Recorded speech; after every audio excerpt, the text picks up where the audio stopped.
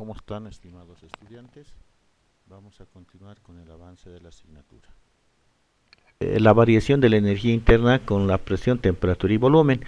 Habíamos dicho, oye, si yo tengo un sistema en el cual estoy midiendo la temperatura con un termómetro y lo estoy agitando, cosa que la temperatura sea uniforme, y tengo dos recipientes del mismo volumen, de acuerdo con la condición de que el recipiente de la izquierda tiene un gas a una presión determinada, tengo una llave cerrada y tengo el otro vacío, el otro recipiente completamente vacío. ¿No ve? Completamente vacío. Es decir, la presión es cero. Si yo abro la llave, sería una expansión contra el vacío. O sea, no hay presión de oposición aquí por si acaso. ¿No ve? Vamos con las condiciones. ¿No ve? Si la temperatura es constante, delta T cero. ¿De acuerdo? El delta T es cero. Pero aquí está viendo un cambio de volumen, debería haber trabajo. Oye, ¿por qué el trabajo es cero? Porque la presión de oposición, ¿cuánto vale? El gas se va a exponer contra una presión de oposición. ¿De acuerdo? Esa presión de oposición vale cero, por lo tanto el trabajo vale cero. Ahora, la energía interna. Oye, ¿por qué cero? Porque el delta T es constante, cero. Si el trabajo y el calor es cero, por lo tanto, si el trabajo y la energía interna es cero, por lo tanto el trabajo es cero. Pero si yo estoy trabajando acá, en esta condición, ahora veamos. Aquí me está diciendo el delta U cero. Claro, ¿qué pasa? Si yo tengo una presión muy próxima al vacío, pero que no sea vacío, o sea, que no sea cero, estaría diciendo que va a haber una presión de oposición acá adentro. ¿De acuerdo? En esa condición, como la estoy agitando y me estoy midiendo la temperatura, la energía interna es cero. Correcto.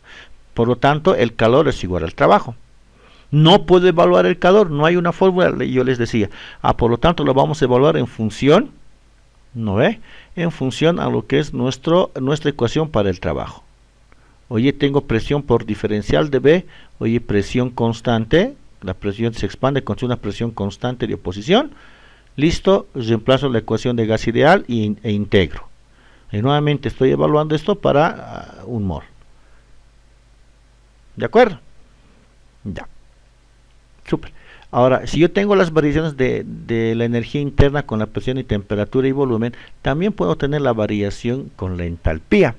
Y aquí esto es interesante porque nos habla básicamente del coeficiente de Joule-Thomson, ¿ya? De estrangulamiento. En este caso yo tengo un cambio de presión. Voy a suponer que el gas que está acá va a pasar por este tubito y se va a ir a este recipiente. De acuerdo, por lo tanto tengo una expansión súbita.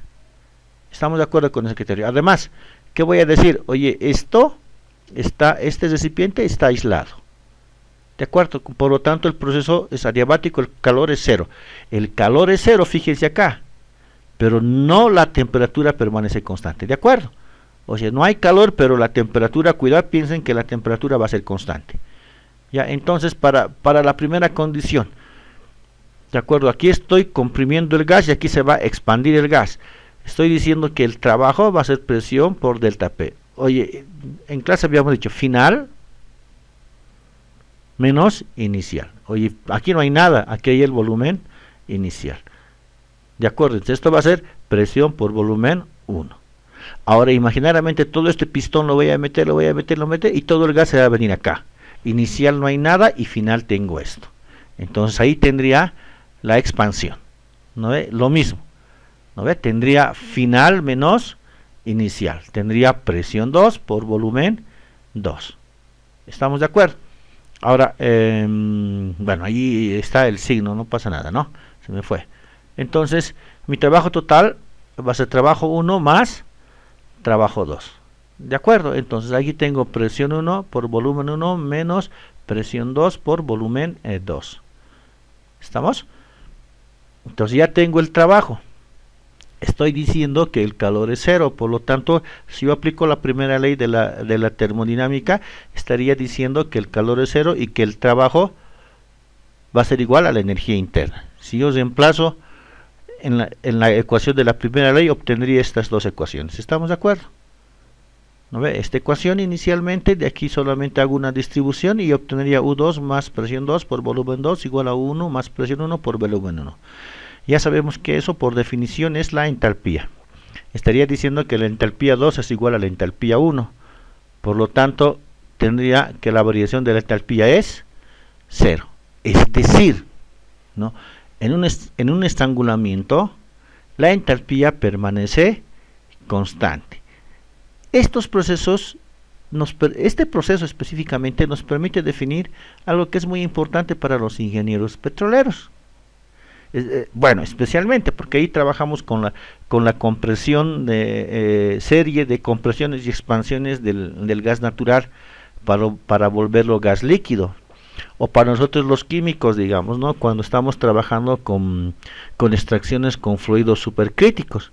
Ahí tenemos expansiones a entalpía constante, ¿de acuerdo? Y en esencia tenemos el estudio del coeficiente de Joule-Thomson. Pero un cacho definiremos que es el coeficiente de Joule-Thomson. Se define como la variación de la temperatura respecto a la presión a entalpía constante. Y eso nos permite definir el coeficiente de Joule-Thomson en tres condiciones, ¿no? Mayor a 0, menor a 0 e igual a 0. ¿De acuerdo?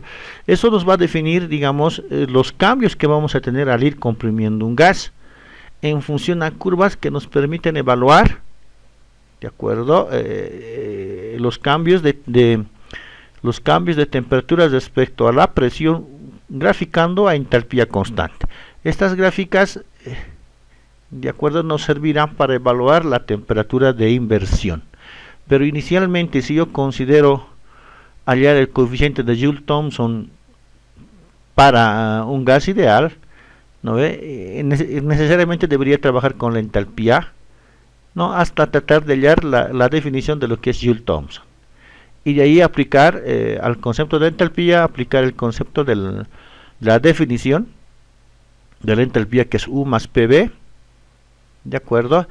Y de ahí empezar a un poquito a desarrollar nuestra ecuación, ¿no ve? Y esto aquí, bueno, perdón, primero, a ver, analizaremos esto.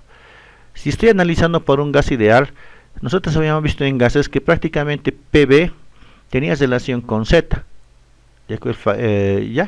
con Z. Entonces todo esto, si es gas ideal, Z sobre dP no debería existir. Esto es 0.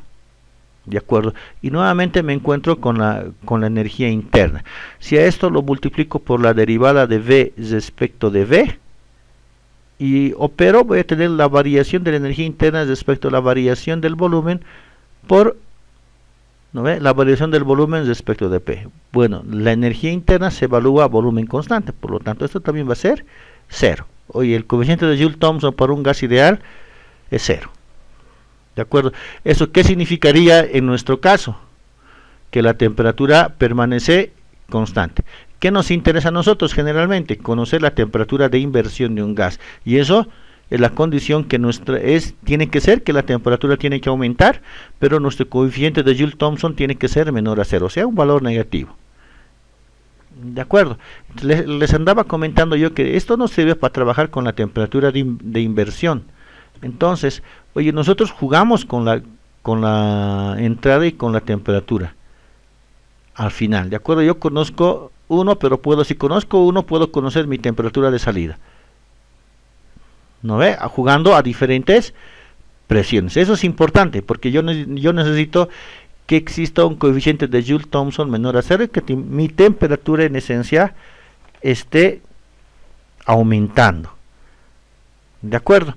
Acá nosotros tenemos que ver ahora que vamos a tener, o sea, tenemos que lograr que nuestro coeficiente de Joule-Thomson tenga un valor negativo. Aquí va a tener todavía, aquí tiene pendientes positivas, ¿de acuerdo? Aquí tiene pendientes negativas. Entonces, ¿dónde me convendría estar? En un rango, ¿no ve?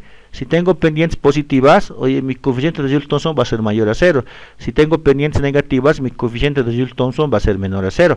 Entonces me conviene hallar la temperatura de inversión, determinado el caso, y lograr que la expansión, mi temperatura, un cacho, aumente en mi caso, ¿no ve? Entonces esta curva va a ser la temperatura de inversión. Entonces, si me pidiesen en el examen hallar la temperatura de inversión, bueno, yo tengo que saber la temperatura. la presión, mejor dicho, ¿no? La presión, y hallar el valor del coeficiente de Joule-Thomson, indicando de que este sea menor a valores que sean menor a 0. Y ahí puedo hallar mi temperatura de inversión.